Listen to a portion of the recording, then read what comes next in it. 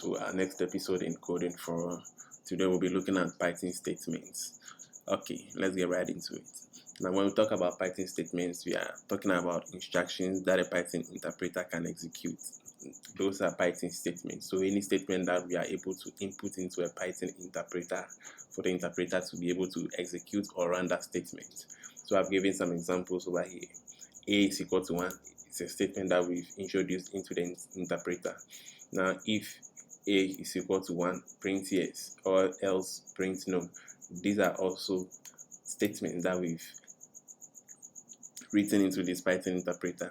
So a Python statement can be a normal variable declaration, it can be an if statement, it can be a for loop, it can be any statement. The baseline being that the Python interpreter should be able to execute that statement. So now we can try this example by printing A. When we print this A, we have A is equal to 1 over here, and when we print this statement, then we have yes over here. So let me clear this and then do it all over again. So when we run this function, we have 1 here, and then we have yes over here. So these are Python statements. The next thing we want to look at is a multi-line statement. When we talk about multi-line statements, we are talking of those statements that always end with a new line indicator or a new line signature. For example, we have A is equal to 1 plus 2 plus 3 plus this new line indicator or operator over here. Then we have 4 plus 5 plus 6 plus this symbol over here, which is a new line symbol. Now, with multi-line statements, we indicate a multi-line statement when the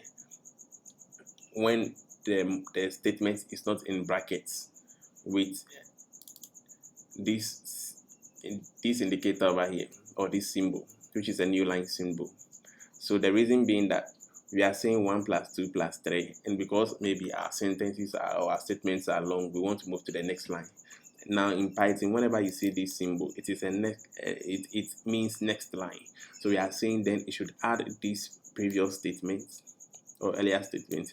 It should add it to the next line. Now this is the next line statement over here. So then it is adding this statement to this statement. Then after, it will add this statement now to this statement. So whenever you are writing a long statement in Python and those statements are not in brackets, those statements are not in maybe curly brackets or fixed brackets, then you are supposed to introduce the new line symbol over here at the end of the statement to show that you are adding a new line, and then the Python will understand that it should move to the new line and add the statements over there also. Okay, so let's say we print this A.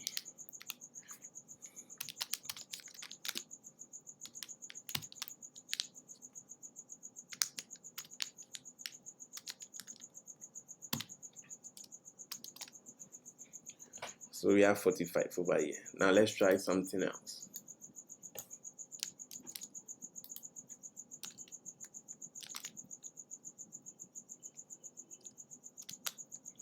Let's name this B. Now let's take out this new line over here and let's print B.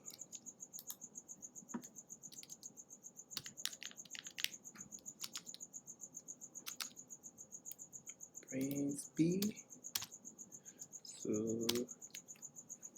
we realize it is giving us an invalid syntax, a syntax error. Why? Because we are adding it to add. We are saying this statement, this first statement should be added to an empty space, and it is a syntax error.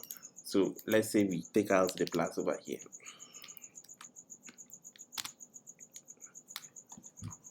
It's still giving us an error because here has been indented. It doesn't understand why there's an indentation, right? Okay, so we have to bring the plus sign, telling the Python interpreter that we want to add a new line to this statement. We want to add something to this statement, and then we'll have to bring the new line symbols to indicate that what we actually want to add to this statement is a new line, so that it will come and read this new line, then add it to it, so that we'll be able to run this function and have the expected output. Right. Now let's look at another example of a new line statement, but that one a statement that is in a bracket, right? So for example, we have these in brackets, right? Now with these ones in brackets, we don't have any new line symbol over here to indicate that it should add a new line. The reason being that anytime you write a multi-line statement and then they are in brackets, it is implied that the next that they are, it's implied that it is a single statement, right? And this should make you even understand it clearer. We have these brackets over here signifying that everything within this should be executed within the brackets, right? So there's no need for us to add the next line because it is a single statement. Same for any type of bracket used, being the fixed bracket or the curly bracket, right? So let's show another example with the curlies.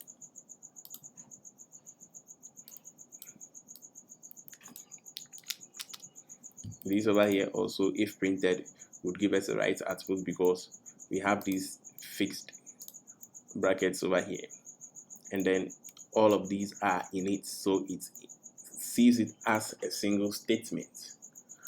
This statement over here is the same as we saying, the same as this statement.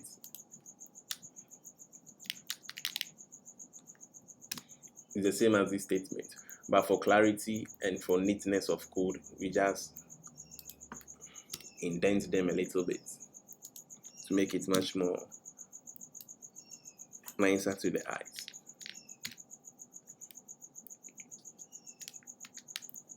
Right?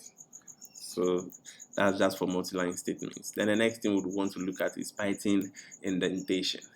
So with the Python indentation, usually in other programming languages like C, C++, and Java, they usually indicate a block of code with the curly brackets.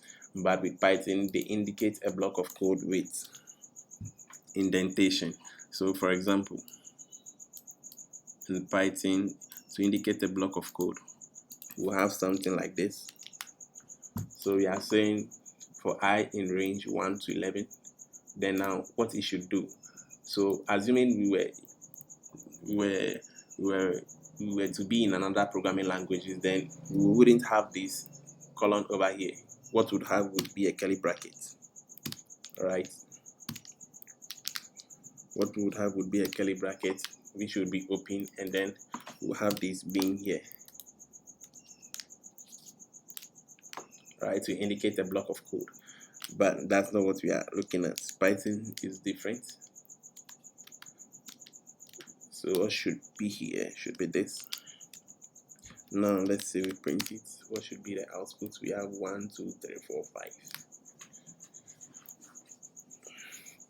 Right. So we are saying for I for what this statement means is that we'll get to follow back just a little to introduce. We are saying that for each value within these ranges from range 1 to 11, so 1, 2, 3, 4, 5, 6, 7, 8, 9, 10, 11, what we want to do is that now anytime you see this column, we are saying that now what we want to execute anytime each of the values within this range runs, we want to print that each value.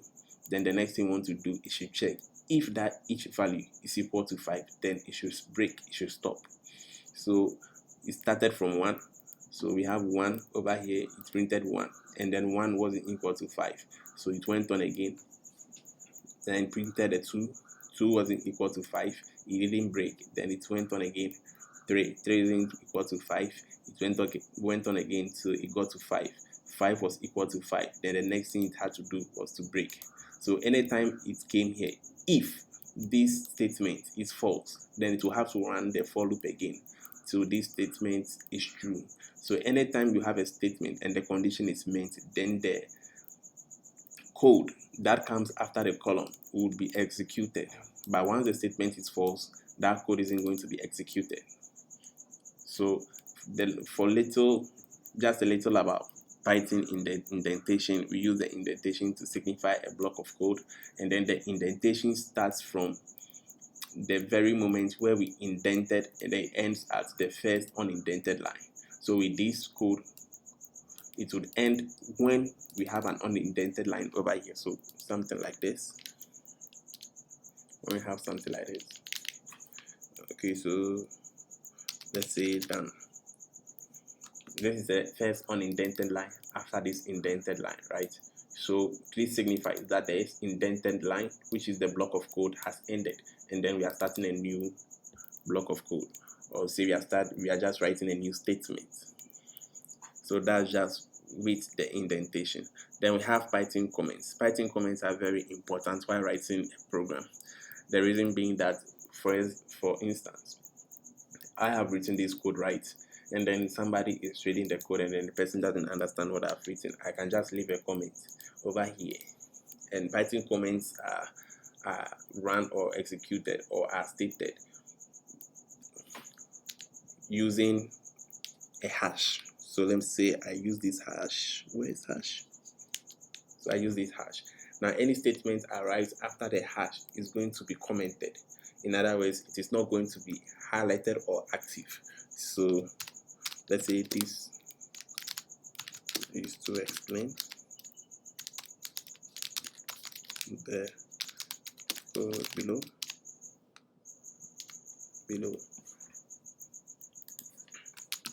So these comments, I've given a comment on the code I'm writing over here, saying this is to explain the code below. This is to explain the code below. So the comments are just for the person writing the code to be able to make it easily understandable when somebody else takes the code to read them. So the comment is just more of explanations, and more of explanations to codes being written, so that we are able to better understand and know what is happening. So for anytime you want to write a comment, we start with the hash sign, and then we write whatever we want to write after the comment. And then yes, with the Python indentation, anytime you want to indent, when you write this column and then the column doesn't execute, doesn't give you an indented line over here, and it starts over here, what you have to do is that you have to give 4 spaces, 1, 2, 3, 4, and then your indentation comes alive. So that's just it for today. We'll be continuing next time when we meet again. See you. Subscribe to Code for All. Bye then.